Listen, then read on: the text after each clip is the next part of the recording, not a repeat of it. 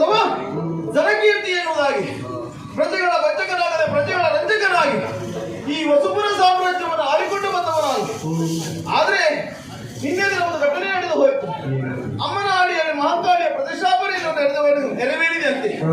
ಬರುವುದಕ್ಕೆ ಹೇಮಂತ ಮಹಾರಾಜ ನಮಗೆ ಲೇಖನವನ್ನು ಕೊಟ್ಟಿದ್ದಾನೆ. ರಾಜಕೀಯ ಒತ್ತಡ ಇರುವ ಕಾರಣಕ್ಕೆ ಹೋಗುವುದಕ್ಕೆ ನನಗೆ ಅಸಾಧ್ಯವಾಗಿದೆ. ಇಂದು ಸಮಯಾವಕಾಶವನ್ನು ಮಾಡಿಕೊಂಡಿದ್ದೇವೆ.